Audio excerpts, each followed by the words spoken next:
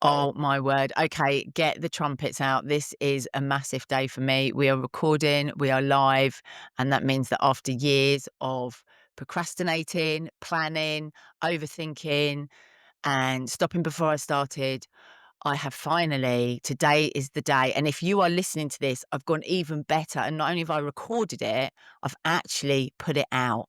And I almost called this podcast, Holy Shit, I've started my first podcast, because if you've got ADHD, you will know what I am talking about.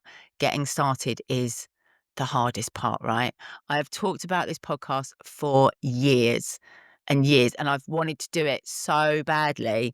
I've got the phenomenal Fiona Fraser sitting right here in the studio with me, body doubling at its finest, because otherwise, basically, we just weren't going to get it done. So, yeah, welcome. Thanks for joining me. And I want to, on that same no, I want to kind of kick off with one of my favorite quotes by a guy called Zig Ziglar, who is a motivational speaker and a salesman. But the quote is, I speak to my clients about this all the time, is that you don't have to be great to start, but you have to be start to be great. And I want to dedicate today's podcast to that very quote, because we get stuck in our way. And what we do is we think everything's got to be perfect before we start. So we procrastinate and we put lots of problems and issues in our way. And I always say to my clients, like, we only get paid for done.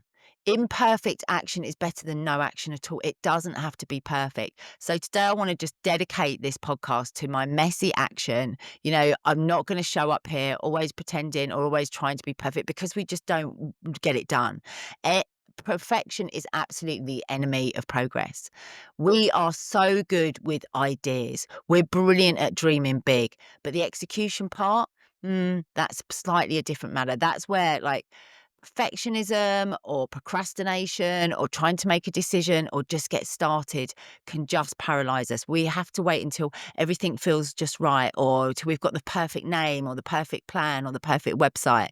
And in the meantime, what happens is we stall ourselves, or we spin, or we overthink, and nothing happens. And with us, the hardest part of any task is getting it started.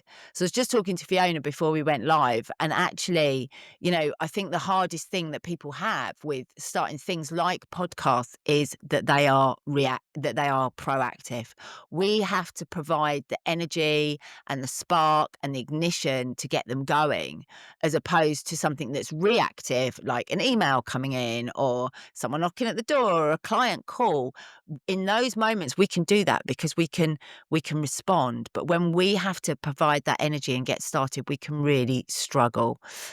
But what happens is, momentum comes from motion. If we wait to feel motivated, if we wait for everything to feel in place, then it can feel really hard and really clunky. And also, the other thing that we do is we make it so big. We make it such a huge, huge thing. We blow it up into this enormous, great task.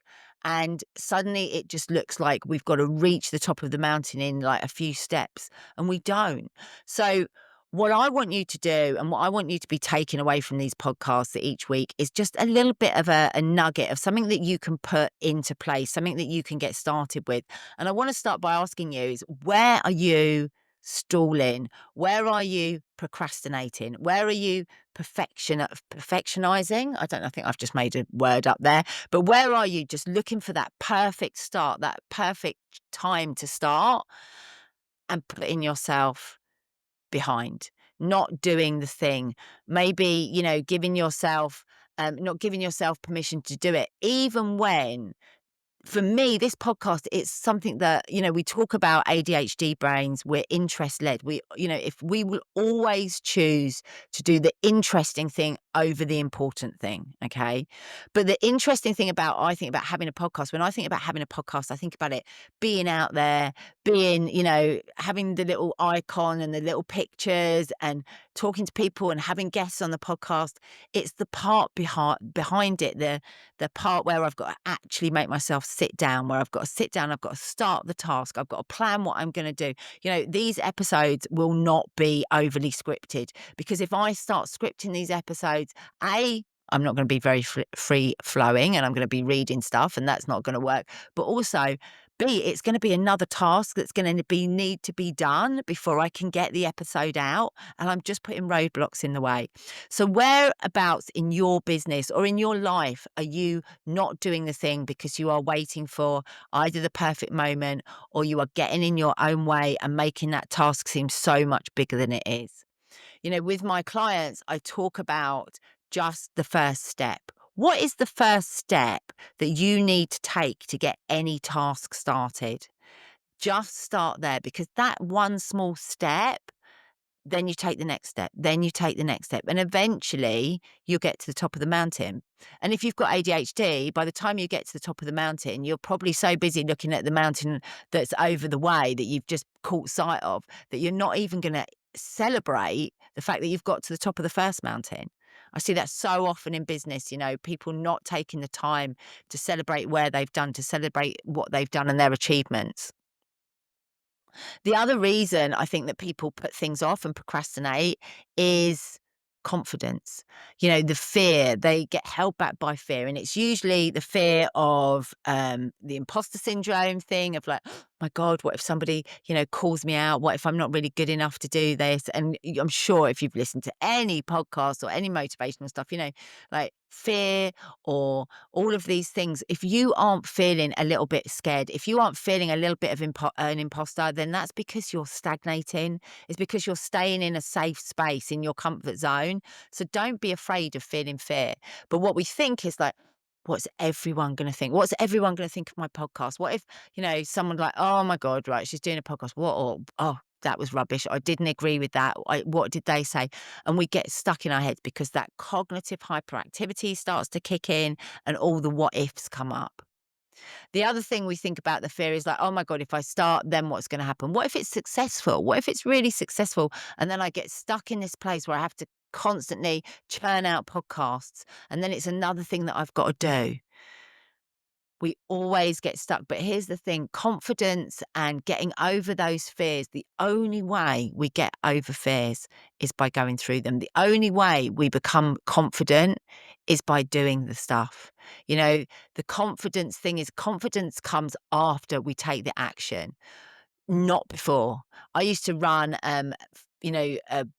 boot camps for females, and people would say to me, "Yeah, I just want to lose a bit of weight and then I'll come along." And it's like, well, no, come along and lose the weight. Come along and like start the podcast and get confident.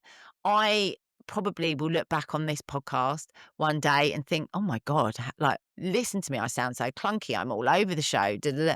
And will probably critique it, but it doesn't matter because I've taken imperfect action, and I know that by the time I've done 3 or 4 of these podcasts, I will feel so much more confident. I train ADHD coaches. So we certify and accredit ADHD coaches. And very often it's anything from like 6 months to a year's journey, depending on what stage they come through with us. And they will join us and they will be like, oh my gosh, even at the end of the first 6 months, they're ready to go out and coach. They're kind of like certified coaches.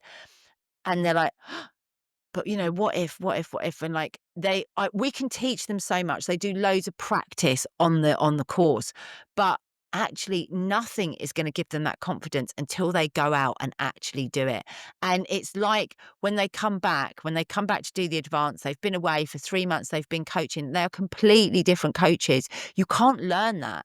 You can only get confident by doing the thing.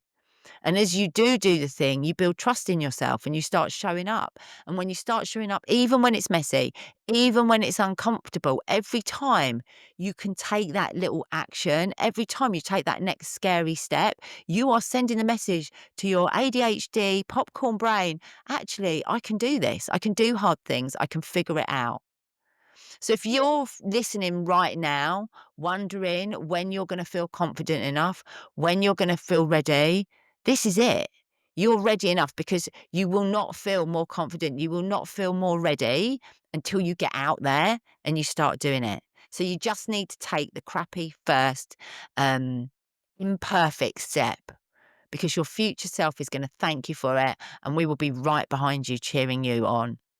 So I'll ask the question again. Where right now in your business, in your life, are you not taking the action because you feel like you haven't got the confidence or you feel like you're an imposter syndrome or you're worrying what everyone's going to say? And I'm going to put everyone in like air quote comma things because very often when people say, "Oh my gosh, I'm worried what everyone will think," or um, you know, everyone's going to think it's this, everyone's going to think it's that. Very often, that everyone is one or two people. Very often, when I say to clients, well, okay, so who is everyone? It's very rarely everyone. Like the whole world is going to think this podcast. Every single person that listens to this podcast is going to think, "Oh my god, what is she doing? Like she doesn't know what she's doing. She's umming and ahhing and all over the place." Well, my everyone is like somebody who I know won't even listen to this podcast. They won't listen to this podcast. They're not interested in those things that I'm doing. Very often, everyone is one or two people. Someone that may have said something to you, someone that may have passed a comment. I had it with a client recently who was talking about LinkedIn, putting her first post out there on LinkedIn. And she said, "But what's everybody gonna think?" So we said, "So who's everybody?" "Well, everybody." "No, no, come on, who is your everybody?" And when she thought about it, she went, "Well, actually, it's somebody who last time I was on LinkedIn was rude and I got in a bit of those LinkedIn kerfuffles that we get in, or well, I don't get into, but some people get into, the backwards and forwards, the online arguing with the keyboard warriors." She said, "And that is my everybody. That's the person that I'm scared. Like, what if she says?" And I'm like, "Okay, so what if she does? What if she does come on and say something?" First and foremost, like, let's hope you've blocked her, right? Because that's the easy route out of this. We would just block people like that. She's not in your life to support you. She's not a cheerleader for you. Let her go. But what if somebody else comes up? What are you going to do? And when we take ourselves to the place, and when we went through with her what she would do, she was like, "Oh, yeah, it's okay. It'll be all right. I'll be fine." And she posted her first post there and then on the call that day. And once she'd done that, okay, something else really corny, but you know what happens when you push out of your comfort zone? Your comfort zone gets bigger. Now, with ADHD, and you're going to hear me say this so much because I see it quite a lot, is what we can tend to do is rather than edge out of our comfort zone, we come flying out of our comfort zones because suddenly we've gone from 0 to 60 miles an hour where we're like, "Oh my God, I was worrying about it and I was like really nervous about it, but now I'm doing it. I want to do all the things and I want to do it all in one go and I want to do it all right now." So they come flying out of their comfort zones. And I always liken it to, do you remember the Roadrunner cartoons where he'd be running and running and running, and suddenly he'd run so fast he'd run over a cliff, and he'd get halfway over the cliff, and suddenly he'd look down, realize he was halfway over a cliff, and he'd plummet to the floor. That's how sometimes ADHDers can come out of their comfort zones. So it's much better if we take those first few steps and we edge out of our comfort zone so it grows bigger around us rather than suddenly like flying out, looking down, thinking, "Oh my gosh, what has happened there?" Um, because that's how we grow. So coming back to where are you? Who is your everyone? If it's everyone, it's usually one person. And what are you going to do? Because usually that one person is not the person that's cheering you on. So if it's an everyone thing, or if it's a I'm not going to be enough, or I'm not going to be good enough, or I haven't got the confidence, all the what ifs, I want you to take a deep breath this week and I want you to just take that very first step because you're never going to feel ready.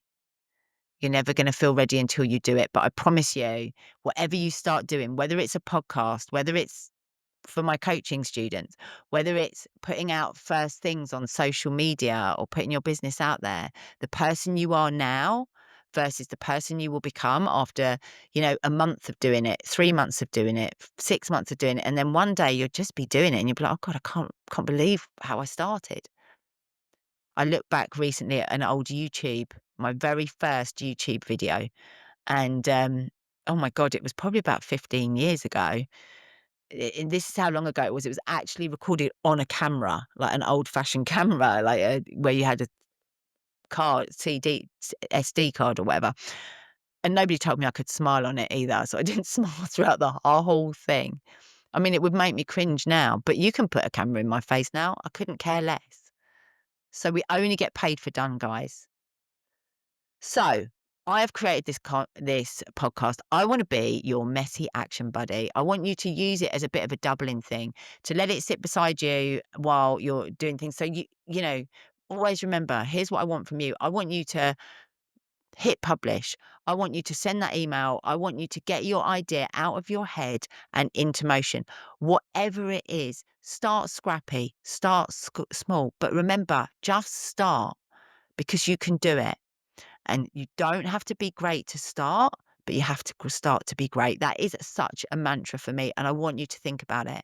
Don't worry if you're not ready, if you're not, ready to go full pelt. You've just got to get started. Okay, I want you to hit me up in my DMs. I want you to tag me. I want you to message me and tell me what message me. We can hopefully edit that bit out. If not, who cares? It's imperfect, right? I want you to message me and tell me what messy action that you have taken off the back of this podcast. And you need to do it now, right? ADHDers, we live in the moment, and the moment's about 4 seconds long. So go and take that action right now. Okay, legends, peace out. I'm going to see you soon in the next episode.